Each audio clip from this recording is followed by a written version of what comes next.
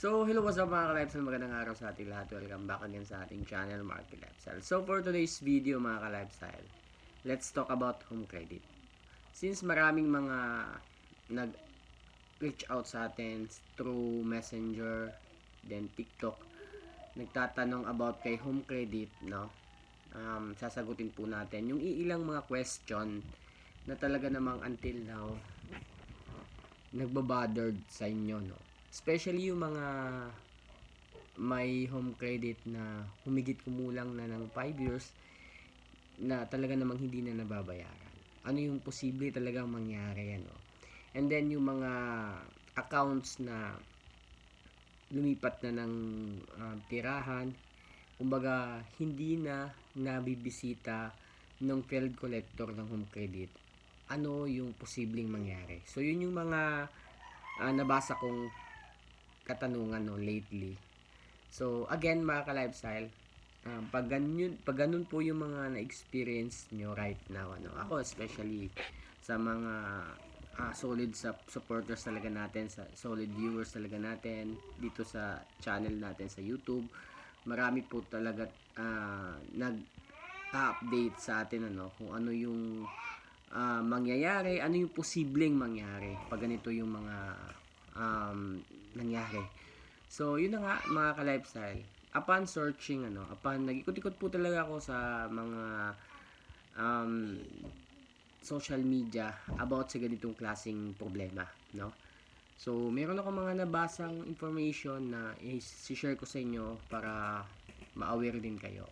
So, again, sa mga may accounts dyan na talaga namang hindi na nababayaran and then lumipat kayo suddenly ng tirahan or lugar and then hindi na kayo malocate, kumbaga through call na lang siguro or hindi talaga kayo malocate ng field collector kasi ganito po yan, kung ano po yung mga address na binigay natin during application or pag-apply natin sa home credit, yun po yung posibleng puntahan ng mga field collector if ever na may magka-problema kayo in the future na hindi na kayo nakakabayad. Syempre yung trabaho po ng field collector is magpa-follow up po yan kung ano nangyayari. So, kung lumipat na kayo ng tirahan, hindi na po kayo malocate ng field collector, ang mangyayari po, makinig po kayo, ang mangyayari po, lulobo yung interest, no? Yung monthly interest nyo sa utang nyo. Mapakwarta man yan, mapa-cash loan, o mapa-product loan, lulobo po yan, no? Pero, gaya nga nasabi ko, wala namang nakukulong sa utang. Never naman yung nalaman or nabalitaan na may nakulong sa utang, di ba? Pero it doesn't mean sasamantalayin na natin yung ganung patakaran. So again, kung gusto nyo naman luminis yung pangalan nyo sa home credit, pwede nyo, kumbaga, kung meron kayong sapat na pera, pwede nyo naman balikan yan anytime.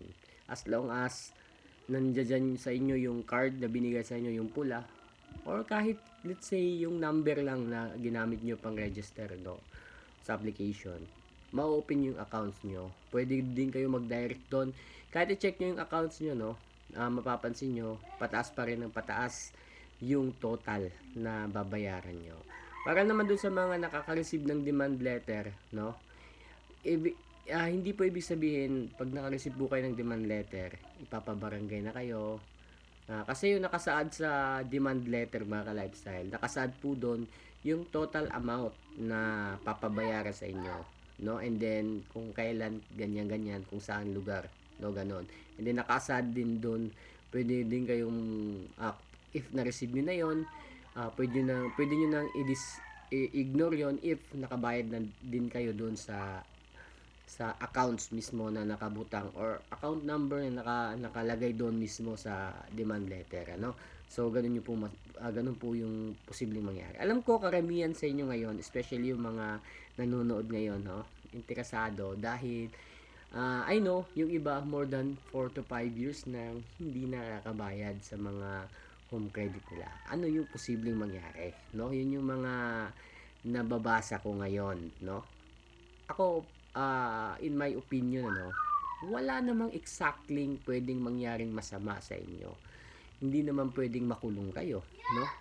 Hindi naman pwede kayong puntahan ng NBI or police or kawani ng gobyerno, like for example barangay, no?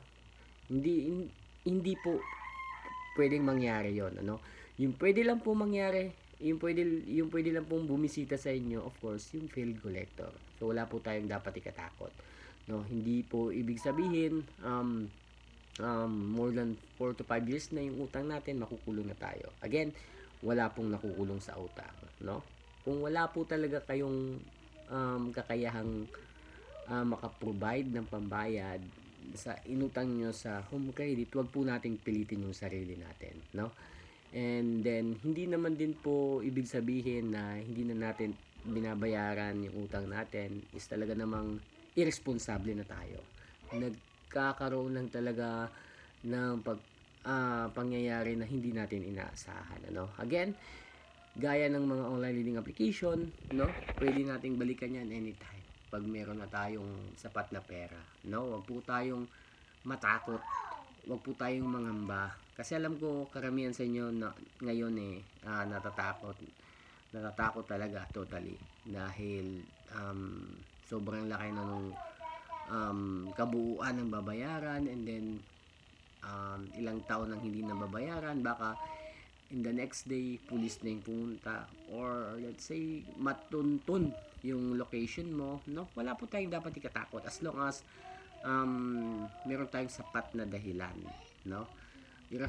if ever naman na na-locate or natuntun talaga yung location mo ng field collector, wag po tayong mataranta, wag po tayong matakot, explain lang po natin ng maayos, pwede po tayong makipag-negotiate sa kanya, wag na po tayong magbabayad direct doon mismo sa field collector.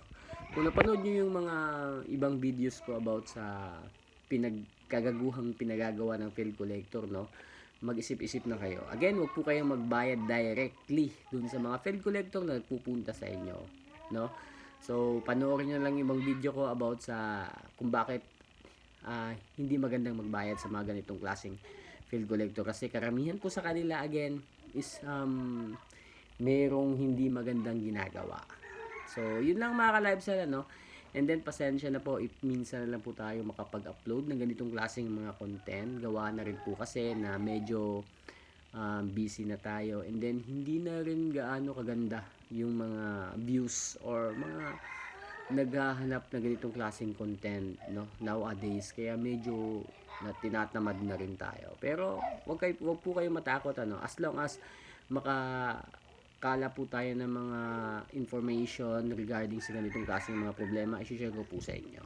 So yun lang mga ka-lifestyle, and then sa lahat po ng mga napapadaan, once again, isa lang po talaga yung hinihiling ko, please do like, share, subscribe, and then paki-hit na rin yung notification bell na sa gayon, once again, ma-notify po kayo sa mga videos na ganito klaseng videos, content na i-upload ko, So yun ang mga ka-lifestyle, peace.